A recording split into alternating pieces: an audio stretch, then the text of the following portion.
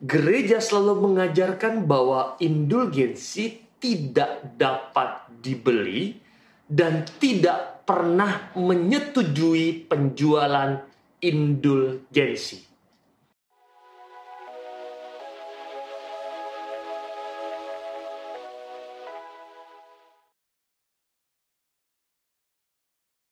Halo, saya Romo Gandhi. Kita ketemu lagi dalam Cerita Mogan. Cerita Mogan kali ini itu mau melanjutkan dalam Cerita Mogan yang sebelumnya tentang indulgensi. Sekarang Cerita Mogan ini membahas lebih detail tentang permasalahan bagaimana gereja Katolik mempertanggungjawabkan ajaran indulgensi. Bagaimana cara mempertanggungjawabkannya. Nah, banyak saudari-saudara kita yang Protestan akan secara langsung menunjukkan penolakan terhadap praktik indulgensi ini. Mengapa? Karena mereka ingat akan konflik terkenal antara Martin Luther dan biarawan Johann Tetzel tentang penjualan indulgensi. Pasti ingat tentang perdebatannya. Catatannya adalah salah besar menjual indulgensi. Jelas salah besar menjual indulgensi. Gereja selalu mengajarkan bahwa indulgensi tidak dapat dibeli dan tidak pernah menyetujui penjualan indulgensi. Memang benar, gereja mengakui dulu ada banyak penyalahgunaan. Tetapi gereja mengambil tindakan keras untuk mengakhirinya. Gereja menyadari ada banyak penyalahgunaan dan juga gereja mengambil sikap dan tindakan keras untuk mengakhirinya. Maka tidak adil menyalahkan seluruh gereja seperti yang dilakukan biarawan Tetzel. Maka tidak adil menyalahkan seluruh gereja seperti yang dilakukan biarawan Tetzel. Sejarahnya bagaimana sih? Pada tahun 1514,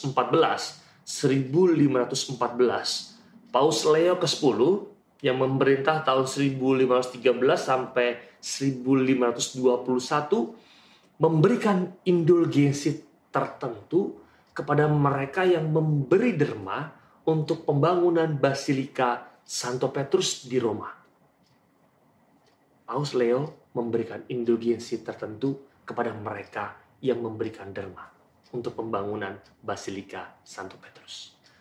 Namun, indulgensi ini diberikan karena karya karitatif. Indulgensi ini diberikan karena sesuatu karya kasih, bukan karena uang. Dan hanya atas dasar syarat yang telah ditentukan. Poinnya adalah karena diberikan adanya karya karitatif. Indulgensi tidak pernah didapatkan hanya karena uang, tetapi karena perbuatan baik. Dalamnya perbuatan doa, perbuatan puasa, dan berderma dengan disposisi yang tepat. Maka uang tidak dapat membeli yang namanya indulgensi tanpa dalamnya ada perbuatan baik atau karya karitatif. Namun, memberikan uang untuk suatu tujuan karitatif dapat mendatangkan indulgensi bagi si pemberi. Saya ulangi lebih jelas lagi. Namun memberikan uang untuk suatu tujuan karitatif dapat mendatangkan indulgensi bagi si pemberi. Maka kita bisa lihat dan mengingat dalam kitab suci, Yesus memberikan berkat khusus kepada janda yang memberikan uang 2 peser sebagai derma di bait Allah.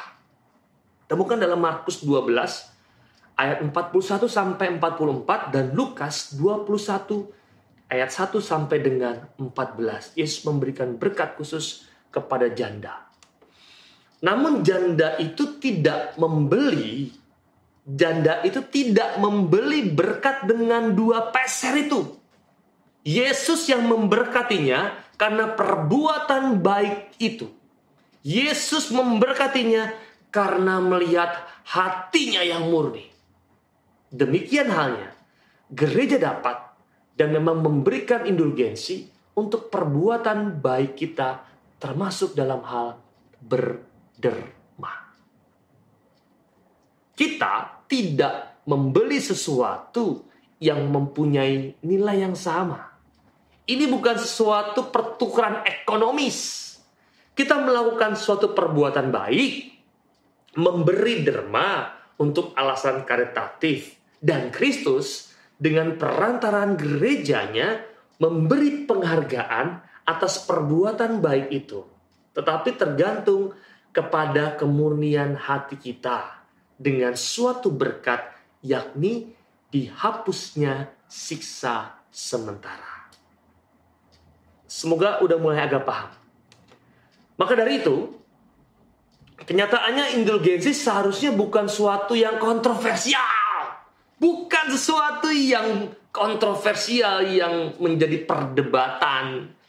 Maka untuk memahami indulgensi ini, saudara-saudara kita Protestan harus membuang bawaan emosional dan historis mereka dan melihat bahwa fakta secara objektif.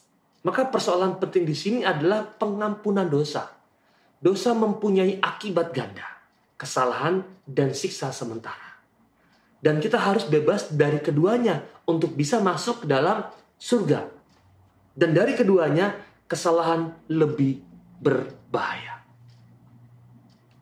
Kesalahan karena satu dosa berat yang telah kita bahas akan membawa kita ke neraka jika tidak dihapus sebelum kita mati. Tapi tidak ada batas jumlah siksa sementara yang akan membawa kita ke neraka. Siksa itu hanya akan menunda kita masuk ke surga. Maka tempat orang-orang yang belum murni itu masuk dalam api penyucian. Dan Yesus memberikan kuasa kepada gerejanya untuk mengampuni dosa ini.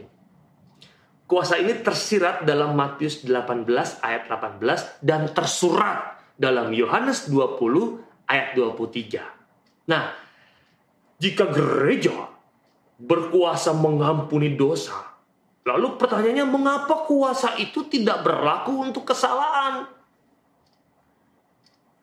Mengapa kita tidak berkuasa mengampuni siksa sementara?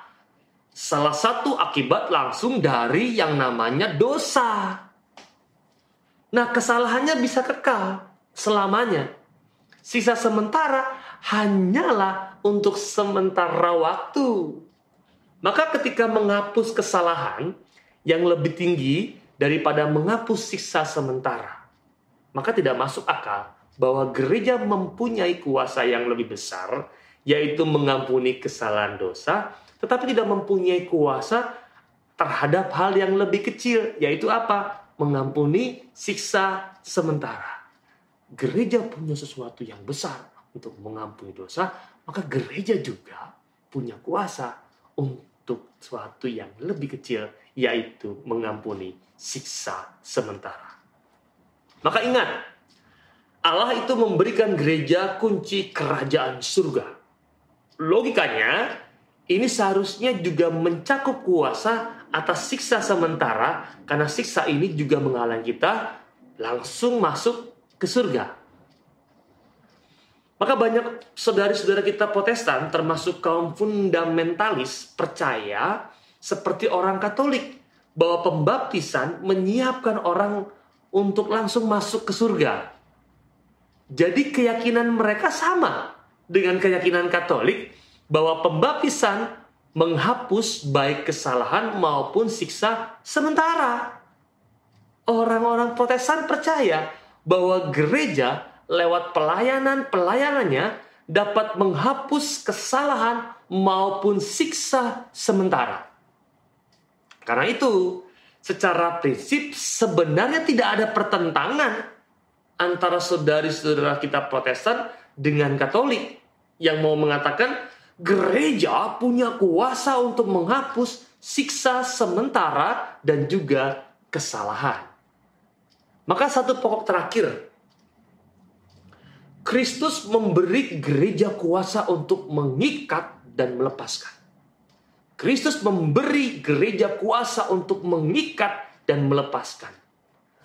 Adakah alasan Alkitabiah yang mengatakan bahwa kuasa untuk mengikat dan melepaskan itu tidak berlaku untuk sisa sementara? Karena tidak ada argumen Alkitabiah yang kuat untuk menolaknya, maka sebenarnya kita harus percaya bahwa gereja yang memiliki kuasa besar untuk menghapus kesalahan juga memiliki kuasa untuk menghapus siksa sementara akibat dosa. Itu pertanggungjawaban gereja tentang indulgensi. Semoga membantu Anda yang selalu mau bertanya dan mencari dasarnya apa sih? Indulgensinya jelas dalam pembahasan yang kemarin. Dasarnya apa? Ini dasarnya. Semoga membantu Anda dalam setiap proses pencarian dalam kacamata iman yang lebih tepat, dalam sesuatu yang juga baik dan benar. Kita bertemu lagi dalam cerita Morgan yang berikutnya, yang juga tidak kalah menarik. Saya Romo Gandhi, salam.